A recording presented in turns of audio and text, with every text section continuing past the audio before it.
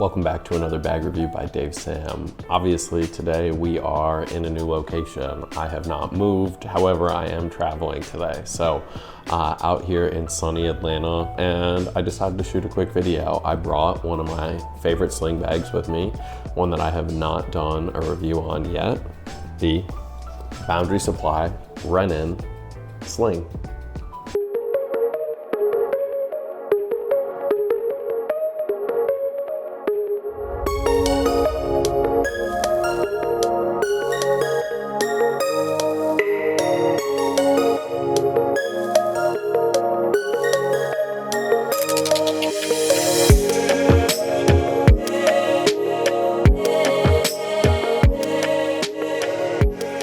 If you're new here, thank you for joining me. If you're returning, thank you for coming back and supporting the channel. It means so much to me.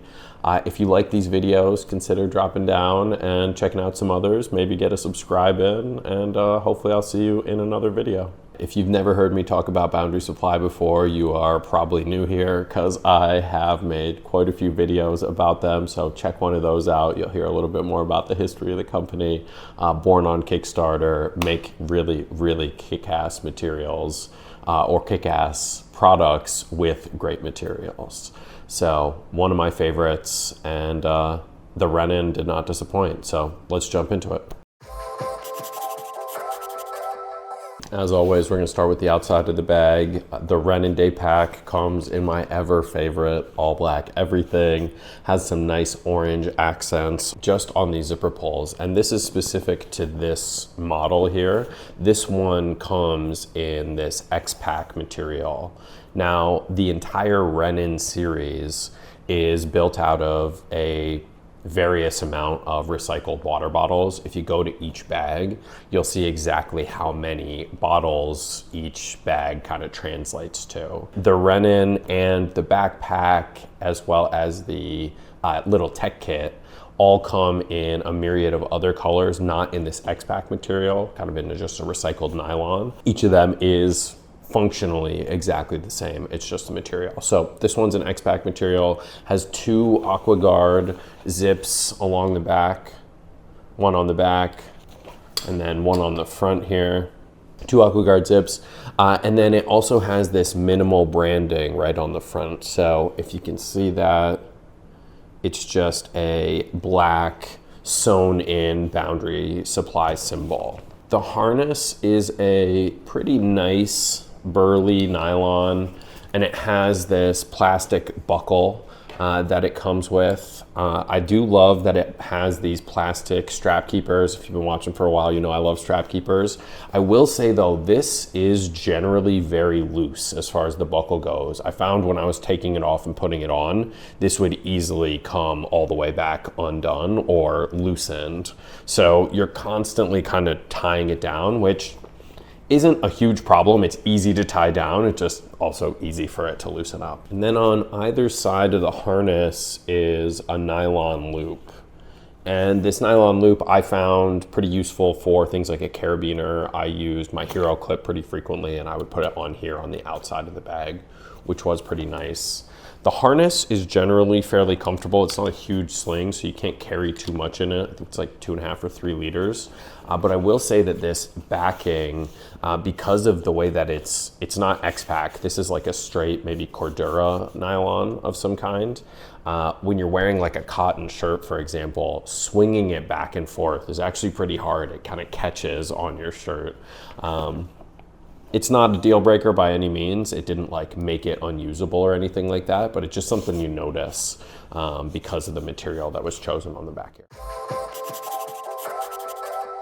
All right, jump into the inside of the bag. We'll start with this back compartment. This is kind of a secret compartment. It's got this nice zipper pull here with a zipper garage.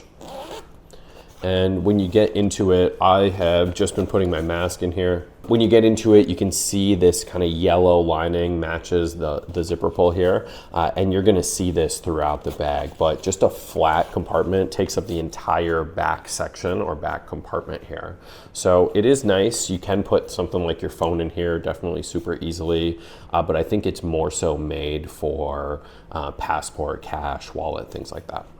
All right, now onto the main compartment, and it's got this double zip AquaGuard zip that protects it, which I really, really love. I have taken this to pool parties, the beach, just wearing it out around. Definitely the hotter and more humid it is, it does get pretty sweaty, but I never found anything on the inside, even at pool parties in the rain, things like that. Never found anything inside wet. So really nice water resistance. Your stuff on the inside will be safe. And on the inside, you're gonna see immediately there's 2 slip pockets laying flat right on the back of the bag.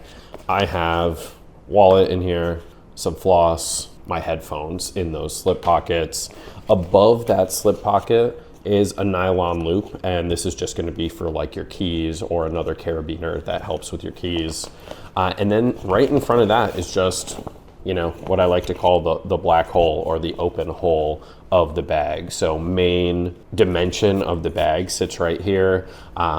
I'm using my DJI Pocket 2. I don't know if you're going to notice the quality here is a little bit different than my normal camera, but this is just the case for it, just to give you a little size representation. So pretty easily fits that in here as well as my phone. Pretty decently sized compartment's nice. And then on the front, right at the front of the bag, or right along the front of the bag, is another tiny zippered compartment. So just a little bit more organization there for something maybe you're not using that regularly. I would actually throw in normally when I'm in Chicago, like my keys in here. All right, on to the brass tacks. Now, this X-Pac Rennen sling runs about $99, $100. For a sling of this size, 2.5 liters, I would say that it's actually a little bit on the expensive side.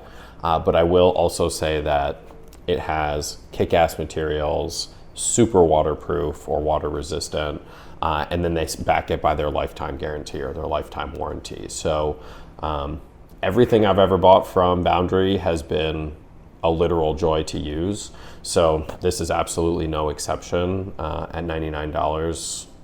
A little expensive, like I said, but meets all of the quality needs that you'd have in an EDC sling. I'd say if you're a Boundary Supply fan, if you are, you know, environmentally conscious, or the next thing that you want to purchase is environmentally conscious, that $99 price tag doesn't bother you, then this is definitely the sling for you. It meets all your daily carry needs. And again, if you're kind of conscious of the environment, this is one of those ways that you can help and potentially get back. Like I mentioned, it is a fairly expensive sling, so if the expense bites you, if maybe the pocketing isn't for you, or maybe that sweatiness problem gets to you, I would say maybe the Rennen isn't for you.